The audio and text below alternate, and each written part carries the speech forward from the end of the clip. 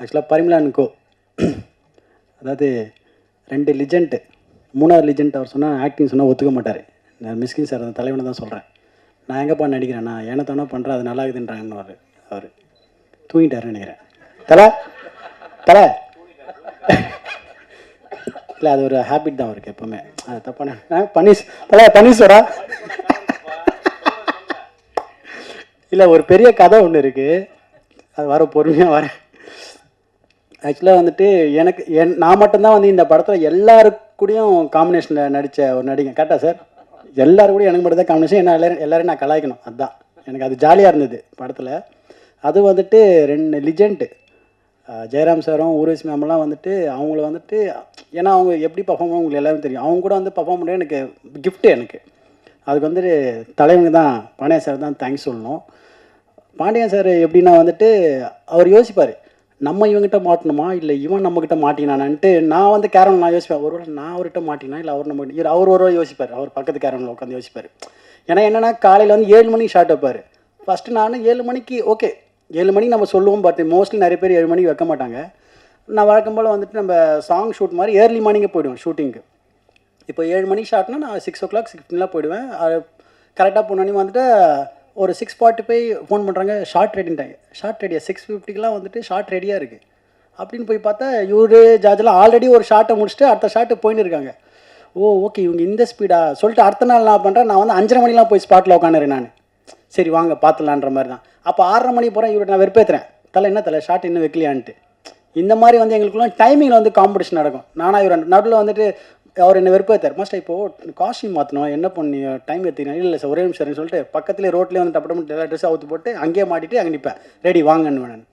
இந்த மாதிரி எங்களுக்குள்ளே ஒரு அருமையான ஒரு காம்படிஷன் போயின்னு இருக்கும். அதனால் வந்துட்டு தலைவனோட ஸ்பீடை வந்து சொல்லவே இல்லை. ஜார்ஜ் ஒரு பக்கம் கேமரா தூக்கின்னு ஓடுவார், நான் ஒரு பக்கம் காஸ்டியூம் தூக்கின்னு ஓடுவேன். ஏன்னா எங்கே எப்போ வைப்பாருன்னு தெரியல ஷார்ட்டு. இந்த பக்கம் அப்படியே திருப்ப போல அப்படியே வைப்பார். இதனால் ஜார்ஜ் இது ஓகே வேண்டாரு, அவ்வளோதான் டப்புன்னு அங்கேயே எல்லாமே காஸ்டியூம் மாற்றிட்டு அங்கேயே பண்ணேன். ஒரு நாளைக்கு எப்படி இருந்தாலும் வந்து 130 ஷார்ட் எடுப்பீங்களே.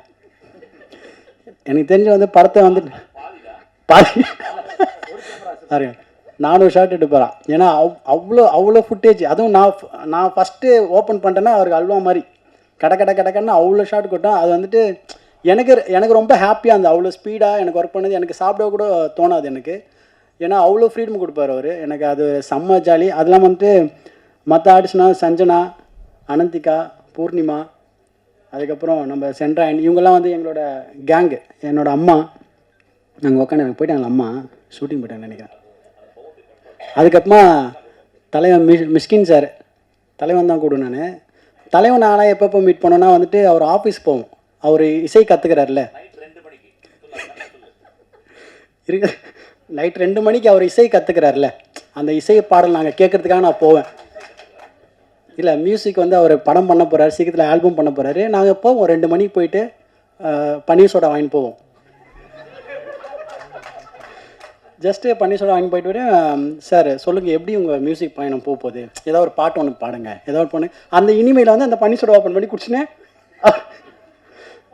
அவர் பாடுவார். அப்புறம் புக்கை பற்றி பேசுவார், புக்கை படித்து காட்டுவார். இந்த மாதிரி டிஸ்கஷன்னா எங்களுக்கு தலை இருக்கு தலை. ஆமாம் தலை. இல்லை அது வந்துட்டு அது ரொம்ப இன்பமாக இருக்கும் அந்த இரவு எங்களுக்கு.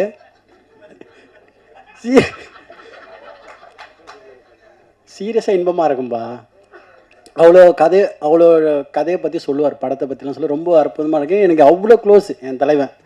அதனால் வந்துட்டு இவங்க எல்லாருமே இந்த படத்தில் ஒரு படத்தில் இருக்கிறப்போ அது எவ்வளோ ஜாலியாக என்ன மாதிரி இருக்குது நீங்கள் பாருங்கள். அதுவும் பாண்டியன் சார் வந்துட்டு எனக்கு தெரிஞ்சு வந்துட்டு அவர் இந்த மாதிரி ஜேனர் இது வரைக்கும் எடுத்ததில்லை. ஃபஸ்ட் டைம் வந்துட்டு நானே அவர் கதை சொல்கிறப்ப யோசிச்சேன், சார் என்ன சார் ஃபஸ்ட் டைம் உங்கள் ஜேனரே இல்லாத ஒரு கதையாக இருக்குன்ட்டு.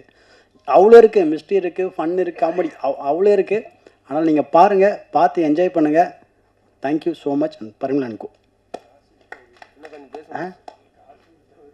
மெயின் காசு கொடுத்துரும் வந்துட்டு பாருங்கள்.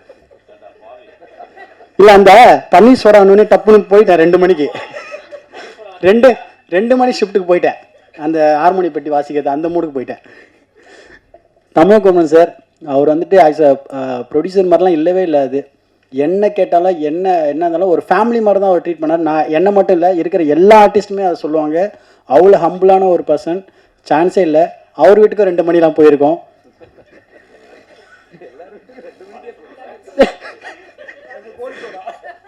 அது வந்து கோலி சோடா. அது அங்கே தலை வீட்டில் பன்னீர் சோடா. இது மேலே போனால் நிறைய உண்மைலாம் வரும். Thank you so much. Love you.